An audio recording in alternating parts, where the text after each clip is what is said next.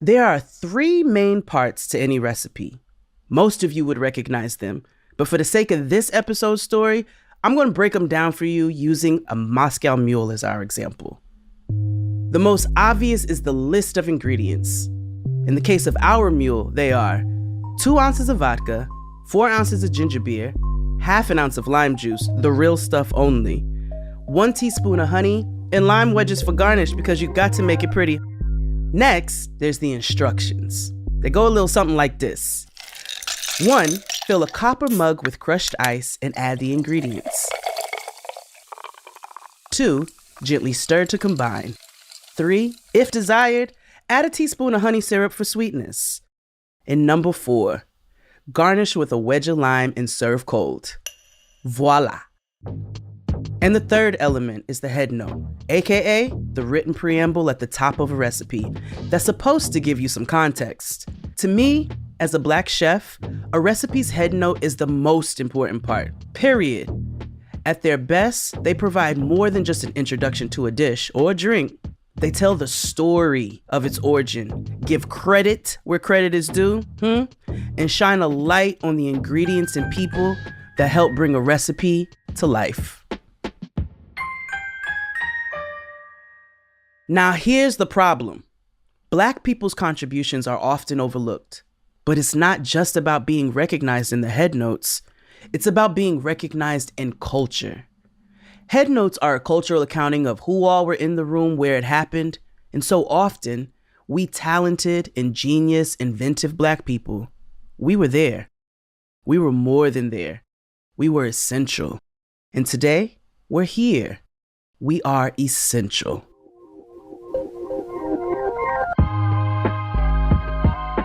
Welcome to Season 2 of the Black Kitchen series, a mini-series that shines a light on the brilliant and Black innovators changing the face of food and drink as we know it, the history makers of today, many of whom will be in the head notes of tomorrow.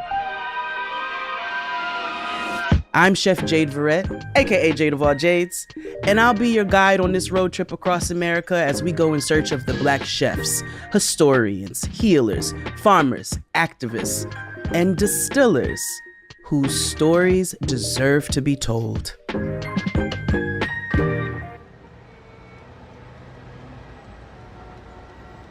We began our 6-episode journey by trading in the frosty air of New York City for the warmth and hospitality of the American South. If you travel east of the old hickory pine forests of Arkansas, just before you get to the Mississippi River, there's a Black family-owned craft distillery on Cherry Street in the small town of Helena. Delta Dirt is unique in the American distillery industry for a few reasons. 1, they grow their own produce and grains on a farm that's been in their family for 4 generations. 2, they're the only Black-owned farm to bottle in the country. And 3, they make vodka from sweet potatoes. So how are we doing today, family? How are we doing down at the Delta Dirt? Doing well. Yeah? So you all are a family-run business. How is that? What's the dynamics like on that? Yo, y'all's faces are mad funny. I'm calling it out. Now, before we get into the details of the conversation, I'd like everyone listening to imagine your own family dynamic. Picture your parents or your children, your brothers and your sisters. Now imagine running a business with them. We are a real dysfunctional family. We're just cooperating. I mean, she probably already can tell that right just from sitting here. But how is it? How's that been? How's it running a business with your kids? Did you ever see yourself doing that? I did not. I mean, I grew up farming with my dad, right? And then I went off to college and went away and then come back and have my boys come back to be a part of this. I never thought that would be possible, right? That gentle voice with a sweet spirit is Harvey, dad of the Williams family and CEO of Delta Dirt Distillery. We had our conversation around the tasting room bar, and sitting next to him was Miss Donna, wife, co-founder, and chief brand officer. In addition to sharing her name with my mother, Donna has a warmth you have to build up to, but once you do, you're family. Bottom line, Donna keeps things together. To my left was youngest son Thomas, a cool, calm, and collected presence.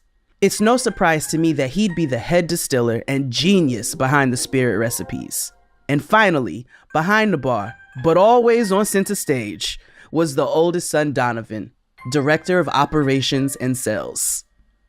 Whether or not they're as dysfunctional as Miss Donna says, I can tell you they have this distillery running as smooth as the sweet potato vodka they make.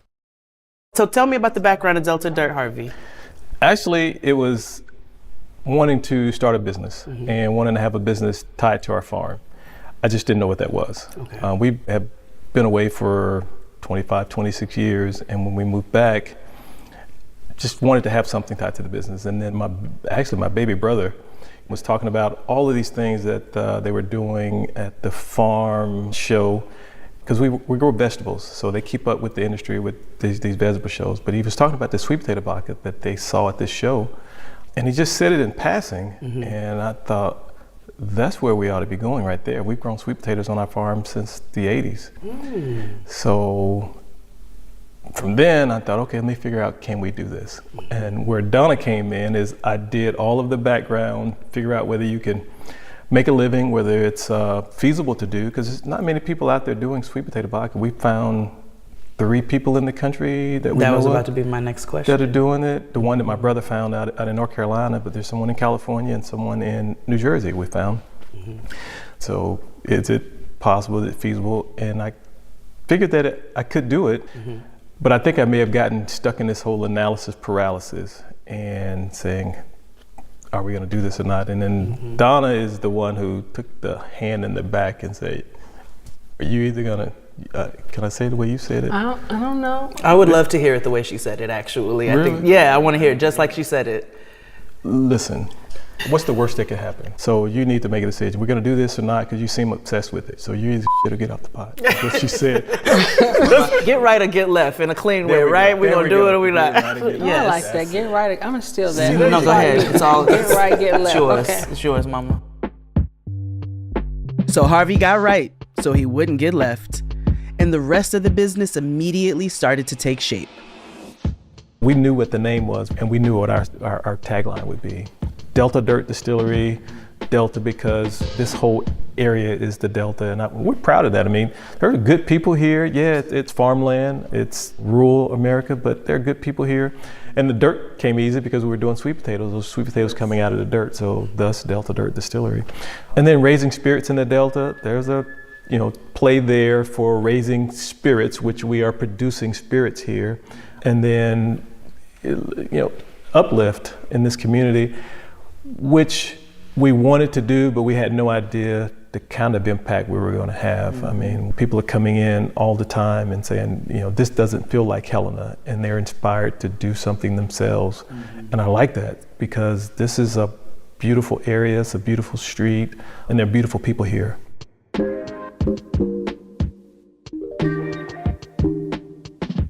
Raising spirits in the Delta. Now, I love that, because the only thing I like better than a good spirit is a good pun about spirits. Starting a business with your family is wild. Starting a family business with your community in mind is compassionate. But with this origin story, honey, we haven't even licked the spoon yet. I grew up on this farm. My dad, my granddad, and my great-grandfather. So it started with my great-grandfather in the late 1800s. And he farmed that land his whole life. He was a sharecropper on that land. Okay. And then my granddad, who I just grew up knowing as Daddy D, was the one who bought the farm in 1949. Oh, he bought it, so there's no more sharecropping. He bought it out of straight sharecropping. out. He brought it clear and free. And did he do that with what he was making from the farm? How did that work? Because I know that wasn't easy for sharecroppers. It wasn't, because sharecropping as a system just wasn't designed for anyone to get out of, especially black people, right? So what he did at the beginning of that year, found out what he owed on the land and picked his cotton and took his cotton to a different giner than his landowner and got what that cotton was worth. Okay. And that plus the money he was making on the side doing moonshine, and went and paid the farm off. Wow. Now, since we're being really candid about this conversation, we're talking. my dad told me this story, and then he told me the reaction of his landowner, and he said, "N-word, you sold my cotton?" And he said, my granddad just simply replied, "Yes, sir, I did." And that was that. And if you don't know what sharecropping is, now would be the time to do your Googles. So we take that, and he was able to purchase that land, which is such a beautiful thing, especially for your family, because look where you are right now off of this same land. Yeah. So you take that and you bring it up to today. Well, I mean, there's an evolution that took place on that farm. First of all, on that whole moonshine thing threw all of us off, for a loop, because we didn't know that was in our family. And my dad comes in with this jug, which is sitting right over there. He comes in with this jug saying, "Hey, this is the only evidence we have left of your granddad doing moonshine." Like, really? So we didn't know that, and he brought it to Donna and I, and we were in the middle of this project. So I believe my dad, but I also called his sister. I called my aunt and said, "Hey, Aunt Tommy, what's this about Daddy D doing moonshine?" And she said, "Yeah." She told me, she said, "Yeah, he did." But after he did that, it was done. He didn't do moonshine anymore. That was his commitment. And she said, "I know that that was his commitment because we had some rough times after that." So there was a means for. But you all never got the moonshine recipe. We did not. But you just so happened to come full circle in this way, and Delta Dirt came to be, not knowing that that he made moonshine. Yeah. So then my dad started farming after my granddad, and it was 86 acres that he was able to buy. And in the big scheme of things, 86 acres is not a lot of land to sort of sustain farming in the Delta. I mean, it takes a lot of acres of soybeans, cotton, corn, wheat, and those type things, row cropping. So my dad diversified and went into vegetables. The alternative was to get out, and many black farmers did at that time. So what types of vegetables was he starting with? Squash, okra, purple whole peas, and sweet potatoes. And he didn't know that these sweet potatoes were getting ready to create something for the family, for the lineage down the road. No, he did not. How beautiful is that? I know, it's Do you ever pretty think about how powerful that is? I have, and it's only after you sort of go through this whole reflection thing, right? Like, this is pretty amazing that we've taken these sweet potatoes and saving the farm for the next generation, like my dad did for his generation. I have to admit, riding into East Arkansas, I was thinking of innovation as a technical advancement or some sort of new tool or technique that improves an old mode of doing something in a big way. But hearing the multi-generational story of the Delta Dirt Farm, I'm wondering if it's more than that. Or less than that? Innovation can be bold, incremental, adaptive, ancestral, and dare I say, serendipitous? Yeah, there's a little story there too, because my granddad bought the farm and it was 86 acres. You haven't tasted this product yet. Not yet, I'm ready. But our vodka is 86 proof for a couple of reasons. One, my wife and I are high school sweethearts. And we graduated together in 1986. That's so precious and beautiful. I love a black family story. Okay, tell me more. Keep going. Then in addition, don't do that. Because you wouldn't even be here. But in addition to that, the original farm was bought. It was 86 acres that my granddad bought. So that vodka is 86 proof. So that's our confirmation. That's confirmation that we're on. That's your angel numbers. That's our confirmation. Number. Thank you. Yes. So what's interesting? Yeah, I like that. Let me talk. Yes, it's not a interesting is that when we started, we felt like we were behind because most people had a recipe that their grandfather or somebody left them, or we'd go to these distilleries and they all have stories, and we thought, what are we gonna do? We don't have a story. And then we just told our truth, and it just resonated with everyone. I can't believe you thought you didn't have a story. Well, because I guess it was pieces. I guess when you're in it, you don't know, but we You saw little fragments, and then the whole picture came together. Because the minute Harvey started telling me about Grandpa and making the moonshine and the cotton, and then that's a story. Yeah. And then not even growing vegetables to then creating a business from what he started to grow on that land. In the Delta. That's 86 angel numbers. I love that. That's our number.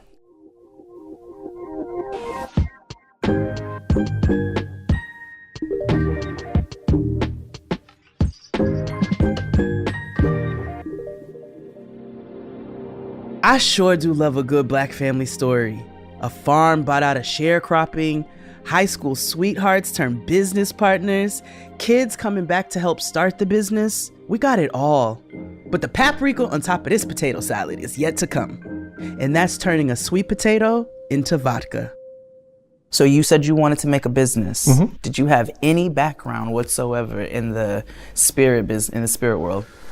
Not at all. Okay. In fact, Don and I weren't even big drinkers, not even really social drinkers. But we are now. We are developing a good palate for good premium fine spirits. Fine spirits. How about that? But it wasn't about that, and even this place is not about that. This is about creating something from nothing and bringing pride back to an area, back to our farm, back to our family.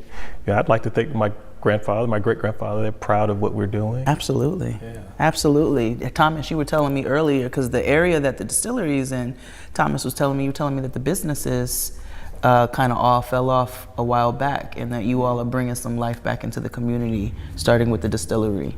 What's your background? When you went to college and you went and studied, what's your background in? I was in college studying kinesiology with the pre-med focus, so they kind of caught me in that sweet spot of graduating, gap year. So the distillery fell right in that perfect time, and they kind of swooped me up and asked me if I would figure out how to turn a sweet potato into a vodka. So how did you go from pre-med to I'm gonna be the top distiller and figure out how to make sweet potato vodka? The leap was, hey, if I'm gonna spend the next however many years trying to start a life in whatever focus, medical, why not spend that same time and effort and energy doing something completely different, but at least I'm doing it for the family. Okay, and how was the process of getting that recipe right, getting that together? Like, I can imagine you did not know how to make vodka. No. I do not know how to make vodka. I am a chef. So tell me how you learned how to figure out how to turn a sweet potato, what your grandfather put onto this land, into vodka. Luckily, I had a lot of scientific research background my last senior year. I worked in a lab, so I was able to go through and look at these journals and look at it at a scientific level before actually going off to a program in Louisville, Kentucky called Moonshine University. What was that process like in trying to get that recipe right? A lot of trial and error, mostly error, but which is usually the case initially until you make a beautiful thing, right? Exactly, but luckily doing it with the family, there's not as much pressure. It's much more kind of lenient and more free. I kind of look at that as your own lab. It definitely looks like one, because I have many questions about the things that are going on in there. Thomas's lab, aka the actual distillery, is a sight to behold. I was actually blown away. Let me paint a picture for you. There's an array of elaborate machinery, from bubbling vats and intricate pipes that look like clarinets to large stills and towering fermenters. Meanwhile, the scent of freshly distilled alcohol hangs in the air like a delicious promise. If you can't tell, I was just a little bit parched. Anyway, Delta Dirt didn't want to just be another vodka. Their goal was to be premium. Thomas and I went to the liquor store, and we bought vodka from the full spectrum, low end, mid-grade, where everybody's buying, and then the premium stuff. What are they spending so much money on this for? And the intent was not to try to replicate anybody. It was to see, what are they doing, and why is this low quality? Why is this premium? And we ended up in that premium category with our sweet potato vodka, and that's... Now, how do you know that? Because you don't drink. That's a good one. Got him. He sipped. I sip. It tastes good. It tastes. So there have been some independent bodies that have told us, "Oh, you guys are good." So we won the. Thomas, you want to tell them what we won? Yeah, tell me, Thomas. Oh, you passing? Yeah, I was gonna go with it. Okay. You pass it off to him, bro. You pass it back. Pass it back. Kind of one of the first reassurances, affirmation that we're kind of on the right track with what our product is, the San Francisco World Spirit Competition. Soon after they launched the vodka, Delta Dirt entered it into the San Francisco World Spirits Competition, the largest and most prestigious competition in the world. It's like the Super Bowl of booze, Sundance of hooch. And guess what? So we heard back I want to say at like 2 o'clock in the morning, I got an email saying, the results are in, click here to check it. And it said, Delta Dirt Distillery, Sweet Blend Vodka, Double Gold. Come on now. Yeah. Come on, somebody. And this is from you sitting with in formulating the recipe. Yeah. Playing around. That would be our first full year on the market. Wow. How do you feel? Like, how does that make you feel that you didn't know how to make vodka and you made a premium vodka from something that your grandfather, because your grandfather was innovative in his own way, yeah, right? You know, with just going with cotton. Really? And then you said, I'm gonna bring vegetables, I'm gonna bring this to the land. So how do you feel being able to take what your grandfather did in an innovative way and then do that even more so? I guess you can say it runs in the blood to be innovative and kind of be not even a trendsetter, but just to... No, you can say it, go ahead. No, do it. Like, put yourself out there. I'll say it, but just to do something that's completely different and against the norm and not being afraid to try it. If it didn't work out, you can always try something else. Because what's going to happen? They're going to tell us no, we Exactly. fail, and then we'll move on to the next thing. But you all didn't do that. We did not. So I want to learn a little bit more about your farm to bottle process, because I hear that you are the only Black what, where, and who what?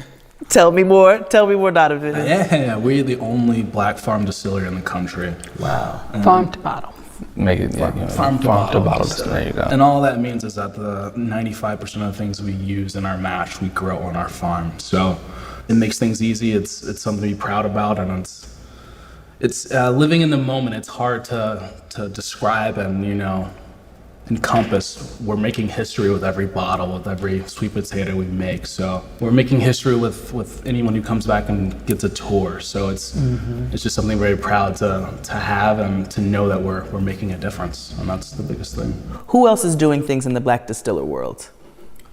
When you're trying to get into something new, you don't have a background in it. You visit as many places that you can. So we went to a lot of distilleries. And then we joined some trade associations, and the American Craft Spirits Association was one of those. And I remember going to that first conference that Don and I first went to, and it was in Nashville, Tennessee. And we walked into this huge convention center, and I saw one other Black person in that room, and it was a guy, Chris Montana. He has a distillery in Minneapolis, Minnesota.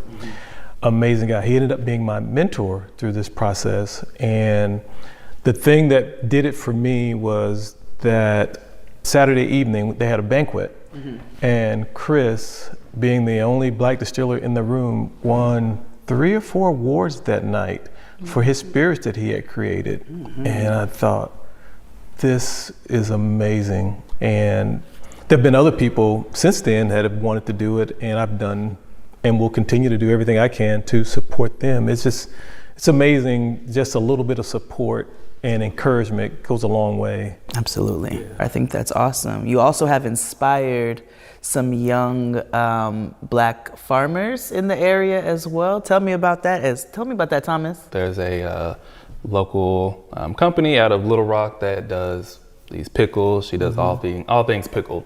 And she recently commented on one of our Instagram posts and said, "You guys have inspired me so much that I've started my own micro farm so I can truly be farm to jar for farm herself." To pickle. So that is amazing to me, because there have been a couple of other people that have been inspired by us and our story, which we just are in awe. We didn't know it would be that way. There's one lady who was here with her, I think she had her daughter with her, and she did the tour, heard the story, and she said, "I am coming back and I'm bringing my family." They live over in Memphis, but they have land here in this county, and we're going to go see our land, where we came from. And she came back with her daughter, her grandkids, her son-in-law. I mean, it was really, really amazing to see them, go back and connect with their land here in this county. And how you've been able to inspire that. I think that's really awesome.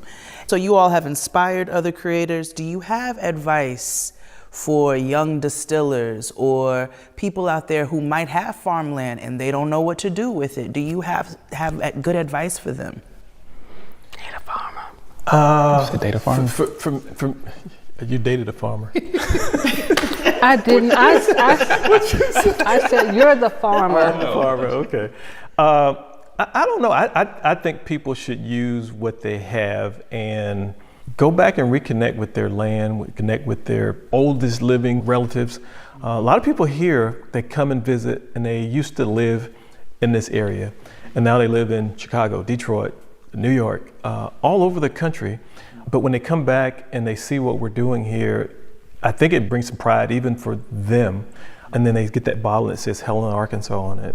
And I think that helps people, and they hear our story, it helps them to want to connect with what's left here. And I think us using sweet potatoes is what we know, and is something that we wanted to try to figure out whether we could do something with. Mm-hmm. And it all connected. So it must have been, what did you say? Is it ancestral? Ancestral. I think it's ancestral. It just came through somehow. It really did. I think it just speaks to, say, don't be afraid to try something different that might sound crazy to everyone else. Because in 2017, if we told a random person that we're gonna make some sweet potato vodka, I'm sure they would say, yeah. Okay. And it's where? Sure? Where? How? It would be this crazy idea. Street, so yeah. Despite what anyone might think or say, stick with it, do it. And to what my mom always says, if it doesn't work, you can try something else. Try something else. So to that, if you have, like, someone that has some farmland or something, you don't have to be a traditional farmer. You can find something unique and different to do with that land. Mm-hmm. And speaking of the farm, now it's mostly my brother who's doing the farm. I had two brothers who are active in the farm, and then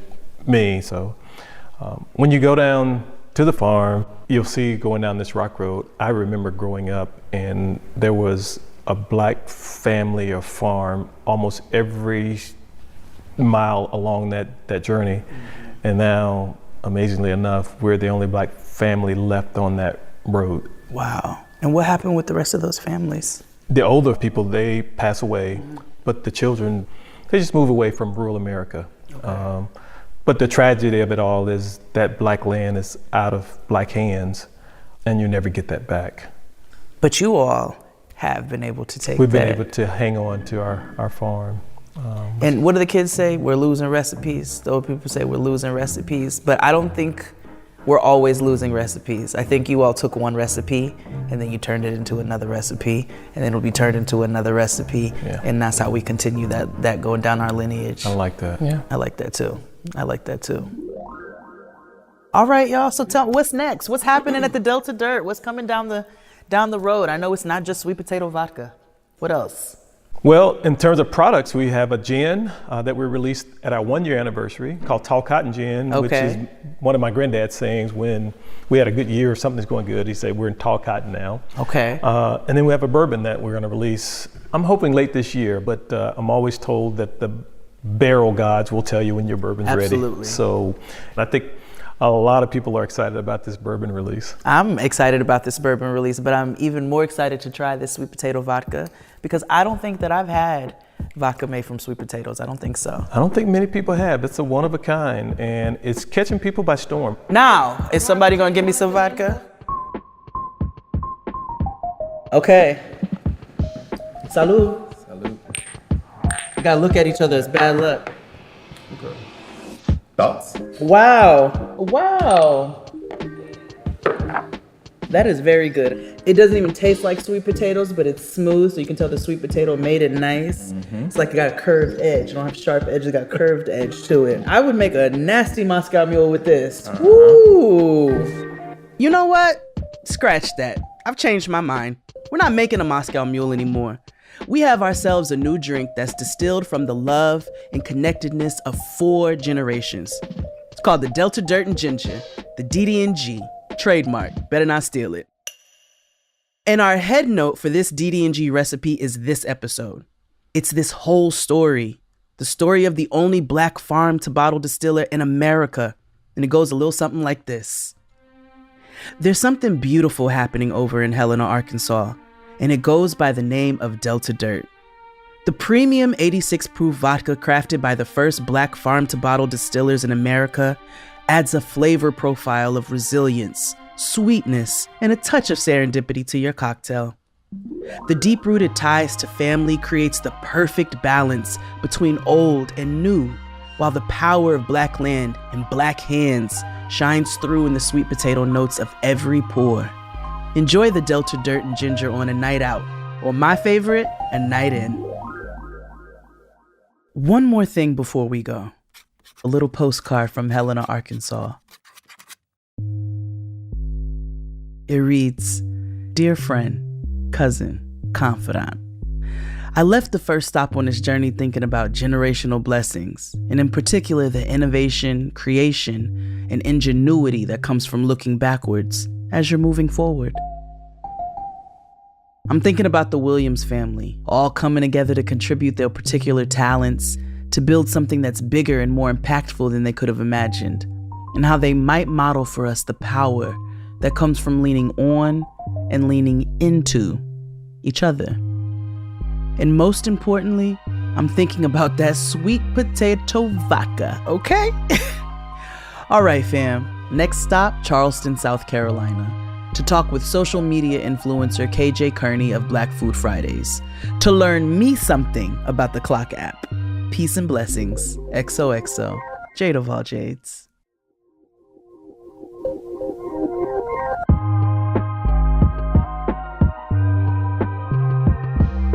A special thanks to the Williams family of Delta Dirt Distillery. Harvey, Donna, Donovan, and Thomas, you all are a treat. Go to deltadirtdistillery.com to learn about what's next and where to buy. Season 2 of the Black Kitchen series, Innovators, was created by Hines and Wyden and Kennedy and produced by the Meta Creative Co. Follow us at HinesBKI on Instagram. And while you're at it, please take a minute to rate us 5 stars on Apple Podcasts and let us know what you think. More reviews help more people find us. Subscribe to the Black Kitchen Series podcast on Spotify or wherever you get your podcasts. I am the Jade of all Jades. Thanks for listening. See you in the next episode.